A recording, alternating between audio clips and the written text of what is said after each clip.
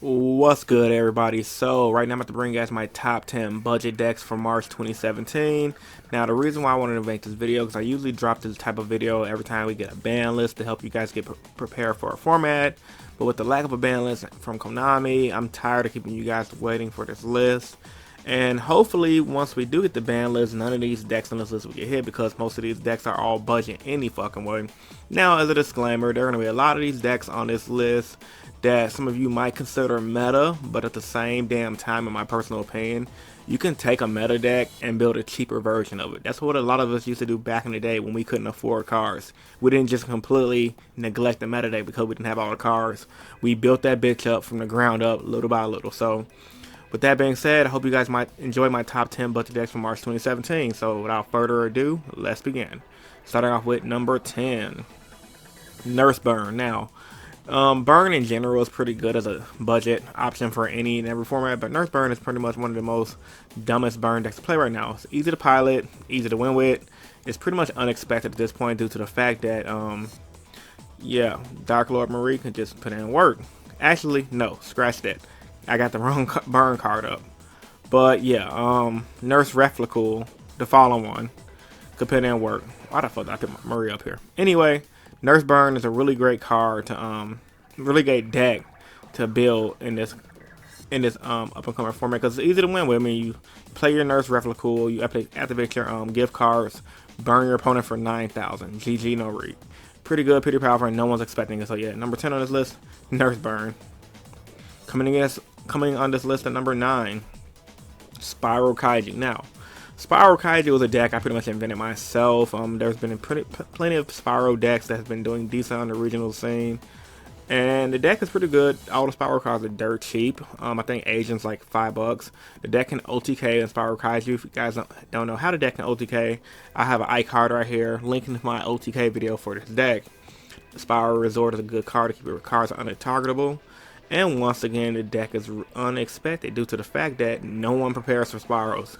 In formats like this, everyone's prepared for the one main meta deck, which is Zodiacs and other decks alike. But when it comes down to decks like Spirals and etc., no one's prepared for it. So Spiral Kaiju is really good. The Kaiju Inner Kaiju Slumber is so fucking good. Like I told you guys back earlier this year in another video, that the Kaiju engine will be able to just take a bunch of different decks above and beyond. And I believe Kaiju engine has done that for my Spiral deck. So coming to this list at number 9, I have Spiral Kaiju because that deck is extremely powerful and can OTK when it has the right hand. Now coming in this list at number 8, Barrier Stun. Now this is a deck that's pretty much, when it goes off, it's pretty hard to beat. It's flexible with the type of back row you can run for the deck, and it stuns. You know, you can summon, like, for example, Barrier Statue Torn right here.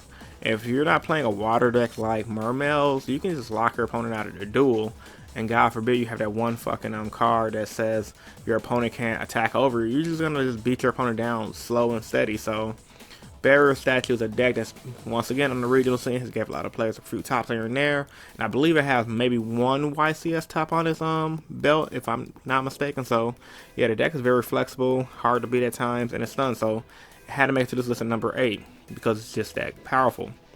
Now coming in this list at number 7, Fluffles. Now a lot of people always talk about Fluffles and how good it is.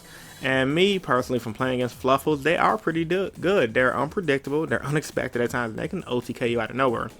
Right here we have Frightful Saber Tiger. When he's summoned, you can target one Frightful monster in your graveyard and special summon it. So if you can bring out, like I say, for example, if you fusion someone out Frightful Kraken, bring Kraken out, have this guy out, that's like an instant OTK right there. And continue reading this effect, he says, all Frightful monster you control gain 400 tag if this card was fusion summoned by using 3 more fusion materials and can be destroyed or targeted by card effects. So that's really good. And with cards like Fusion Recycling Plant that we got for Fluffles, I can see this deck making a scene in a tournament scene on a pretty much a regional level. I honestly wouldn't be surprised if this deck top Nest because of how unpredictable and how fast it can OTK. People don't prepare for the deck.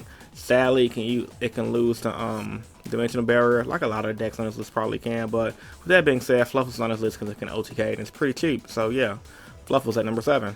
Coming to this list at number 6, Cosmo. Now Cosmo, I did not know honestly until I looked it up online. I saw a lot of people talking about it in Zodiac Duelist.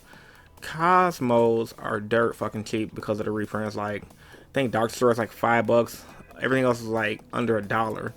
They're untargetable and they float a lot. And if you play the Fire King Island card with some of the Fire King cards, which are common, the deck can do a lot of damage. And honestly speaking, you can pretty much get this deck probably for under 50 bucks when you really think about it. All you need is max C's, and you can just get low rarity max C's and go like that. So yeah, the deck is fossilized, untargetable, dirt cheap.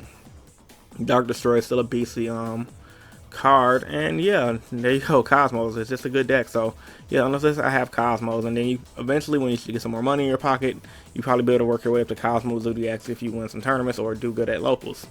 Now coming to this list at number 5, Domain Monarch fucking Kaiju.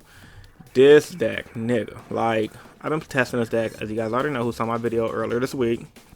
This deck is fucking godly. It's definitely a dark horse of the format. It's a sleeper of the format. And I believe it's a good meta call, honestly, because of how heavy Zodiac this format is. Domain, just shutting the extra deck down, is really good. Erebus does not target, which is also really good. You can bounce things back. You can hit things like Cosmos. You can hit Magic Specters. And ultimately, it's unexpected. No one's expecting to play against Monarchs right now. And there was a lot of games I played and I won online just because I had Erebus under Domain or Majesty Fiend under a Domain. It's really good, really powerful. It used to be a starter deck, and yeah, it's on this list number 5 because it's that damn good. Also, before I get to the next number 4 card, I want to tell you guys, as all my lists, nothing's better than the other. 10 is not better than 1 is not better than 10, etc. All these decks have potential to do good in advance. Some of them are a little bit more favorable in my opinion, like Domain Kaiju Monarch, but yeah, all these decks on this list are pretty good, so don't get it twisted like I'm playing favoritism over some decks. Now, coming to this list at number 4, Magic Spectre. Now, Magic Spectre is another deck that, just like Cosmo, is dirt cheap right now. That's just due to the format. Zodiac's power creeped out everything, and we have a lot of decks that used to be good and used to be pretty pricey down to piss poor level. Ties of the Brethren is like a $4 card now. Bambuku's like another $5 card. The Ties of the Brethren is good. Some Bambuku, play Ties of the Brethren, bring out 2 more. You can fucking add Kieran to your hand, set up back row, and just beat your opponent. They're untargetable, and it's a good control deck that can just slow the game down and simplify the game state. So Magic Spectre is on this number 4 because it's just that good. It was a tier 1 deck like literally like a few months ago. So yeah, Ties of the Brethren, Magic Spectre on this at number 4.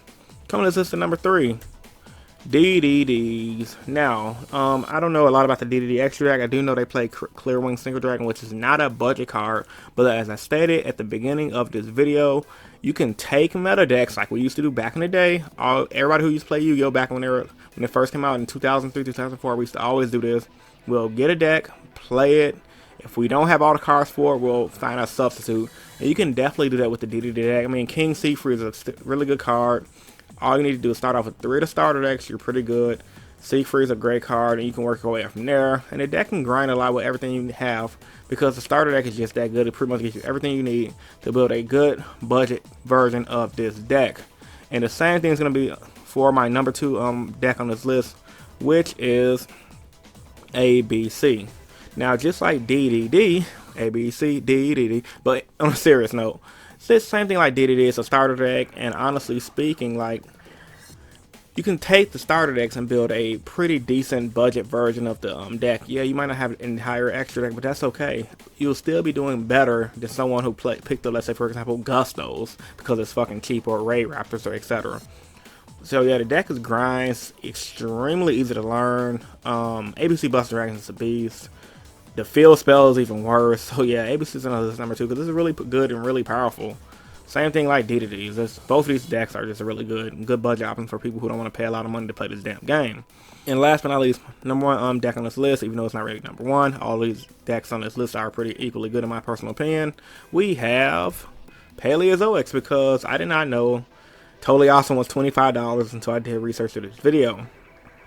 Yeah, Totally Awesome being $25 is really extremely good. You can literally legit build this deck for under $100. Spend $75, get 3 Totally Awesomes. You probably can find that nigga at your locals and get 3 for the 60. And just buy all the traps in the Paleozoic deck and the extra deck Paleozoic monsters, and you're good to go. The deck is unexpected right now because no one's expecting it. Everyone's expecting Zodiacs. It's dirt cheap, and Totally Awesome is amazing because he can just negate stuff and he can just lock the board out. So, as a recap for this video, we have Paleozoics at number 1, ABC at number 2, DDDs at number 3, Magic Spectre at number 4, Domain Monarch Kaiju at number 5, Cosmo at number 6, Fluffles at number 7, Barrier Sun at number 8, Spiral Kaiju at number 9, and Nurse Burner at number 10. Can't believe I fucking got the wrong image for Nurse Replica. This is my top 10 budget decks for March 2017. As always, all of these decks are $100 or less. Post your thoughts and opinions on decks you guys think I missed out on in the comment section down below. And as I always tell you guys, if you're new to the channel, I would love for you to subscribe for more Yu-Gi-Oh content. I upload 5 days a week now. So yeah, this is Chris from Innovation Yu-Gi-Oh, and I'm signing out. Peace guys, and stay innovative. Deuces.